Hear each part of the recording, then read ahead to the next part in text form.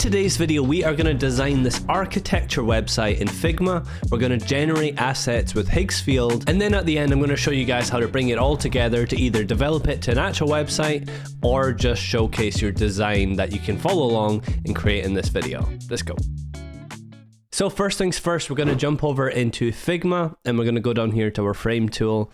And we're going to go up here to desktop and we're going to choose MacBook Pro 14-inch. Right, so the idea for this website is we're going to have a logo up here. I think we'll have a navigation somewhere along the top, and then we'll have like a contact button up there. A box of text there. We'll just kind of have like project details running along the bottom. So I've got this image here, which is of a modern house in a desert. Now this is an AI image, I think. Imagine you're working for an architecture company. They'll probably have their own real projects, and you know, you could use one of them. So we're going to click on our main frame here. I'm going to go down to layout guide and I'm going to go columns, 12 columns. Margin, I'm going to do 32, and then gutter, let's do 16. Now for our logo, let's go to our text tool and we're just going to call this Liverly. Now the font we're going to choose is Manrope, and we're going to go extra bold 24.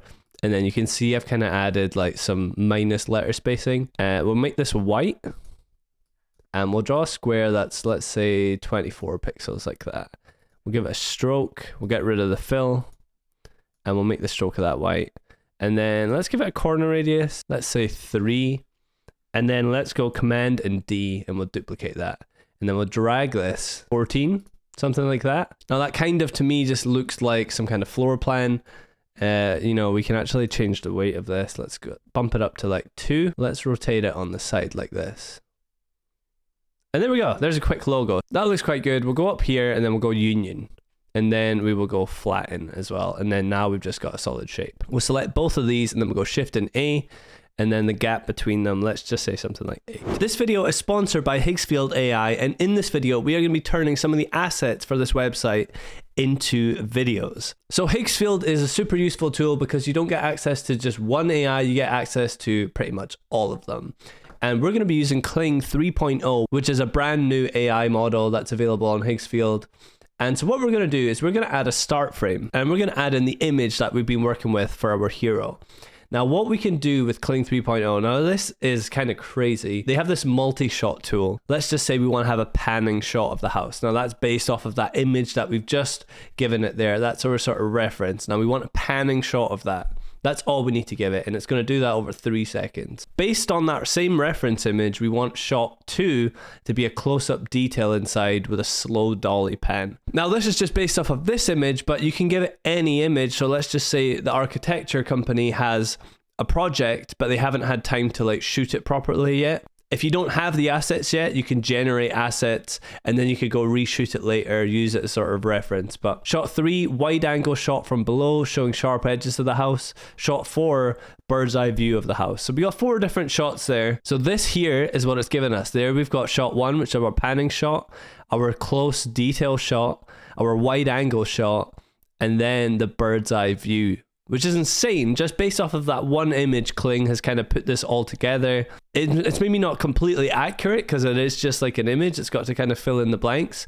But to be able to create reference material like this, let's just say you have a client that doesn't have that many assets, being able to just create stuff like this to kind of bring your designs to life, and then they can go like shoot this stuff for real. It's so useful. We will be using this video at the end when we put it all together, but for now we'll just be using the reference image. So back to Figma. So we'll get this positioned 32 pixels from the top. Let's grab this text, duplicate this out. Super simple. We'll do something like work, studio, process, gallery. And then we'll change the font size of these to 14. And then we'll take off this letter spacing because you don't really want to add letter spacing when the text is already quite small. It works for a logo, but for actual like text content, it can become not very readable if it's too tight. We'll select all of our text there and then we'll go Shift and A and we'll make that an auto layout, and then we can adjust the spacing between them. 64. We'll take one of these pieces of text, we'll duplicate this out and we'll change this to work with us. And then we'll go Shift and A and let's give this a fill.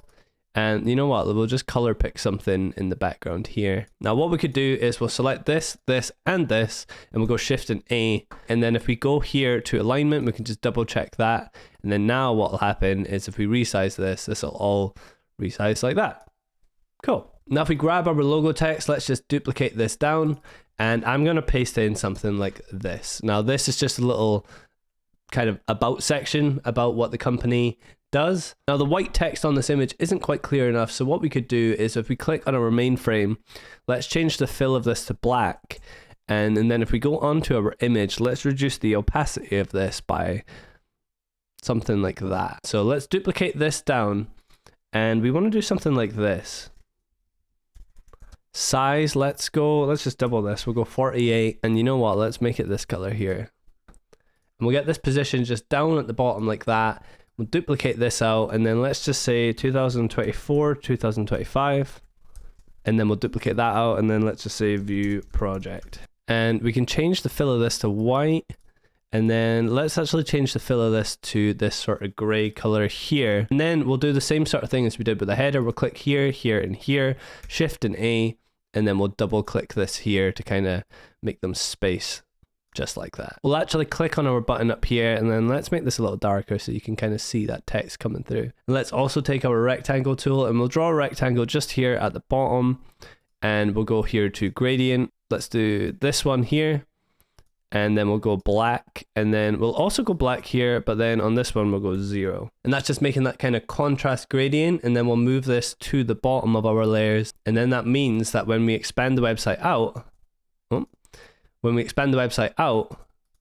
it'll blend into the rest of the page. Now a finishing little touch to our hero, we could choose our ellipse tool, and then let's just draw like a circle like that, and we'll go down here to effects, and we'll go layer blur, and then let's just make this really big so it's just kind of a blurred section like that. Now if we change this to white, and then we change the layer mode to soft light, you can see that this kind of brightens up the image underneath. And this can be such a good way of directing the user's eye, but then still allowing like for the sort of contrast that you need with certain things. So it's kind of just a way to like fine tune things.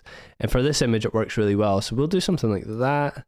And then, you know, you can just adjust the opacity of these as well, just to get it kind of dialed in. Now, using the same design language, you can start getting the rest of the parts of your website kind of together. Now, I won't go into that too much in this video, but you can see we've got like a kind of about section there. And we've got these sort of 3 boxes. Here, we've got another feature call out, selected projects. This would kind of be a scrollable thing. A little about section there, and then a footer. You guys can kind of take inspiration or try copy what I've done here, but this section here is another section we want to use Higgsfield for. Now we've got this one asset, which is just this static image. Let's pull that into Higgsfield and see what we could do with it. So we have this image here. Now we'll head back over to Higgsfield, and we're actually going to use their image tool. So we're going to upload this image, make this image nighttime with a starry sky, the lights are on, beautiful desert starry sky. Now we're going to use Nano Banana Pro 16:9 4K, and then we're going to go generate. Now this is the image it's given us. It's taken our reference image, kept everything the same, but given it a crazy starry sky. Now we're going to use this as an end frame, and we're going to use Kling 3.0 to generate a video. So if we add our first image there as a start frame, and then that starry image that we just generated there, it's going to transition it. Now we're going to say transition the scene from daytime to nighttime time lapse. We can have it with sound, but we actually would just want to turn the sound off for this. We're going to use Kling 3.0, and we'll do this over 10 seconds because we want it to be somewhat gradual, and we'll click generate and see what it does. And this is the video that it gives us. You can see it's super accurate. It does such a good job of keeping the right details and really transitioning it from daytime to nighttime, which means now we have the potential that when the user scrolls down to this section, this doesn't just need to be an image anymore. We could have that as that sort of time-lapse video, which just brings more life into the website itself. So lastly, now you've got your website design and you've got your AI assets. You could bring it all together into a functioning website using something like Framer. Now I have a whole video about how to take a design and turn it into a full functioning Framer website, so you can click that somewhere there. Alternatively, if you just want to take your design and show it off, you could use my app called Show Off, which is just a mock-up tool. So you could take your design, plug it straight in, and it allows you to make Figma scrollable mockups. The thank you to Higgsfield for sponsoring this video. It's such a useful tool for being able to generate meaningful AI assets to your website design, whether it's just reference material or actual usable stuff in production. Definitely check out Higgsfield and try Kling 3.0 for yourself, because it is crazy. Hope this was a useful video for you guys, kind of delving into the design process and how to generate these assets. If you liked it, please hit the like button, subscribe if you want to see more stuff like this, and I will catch you guys soon with another video.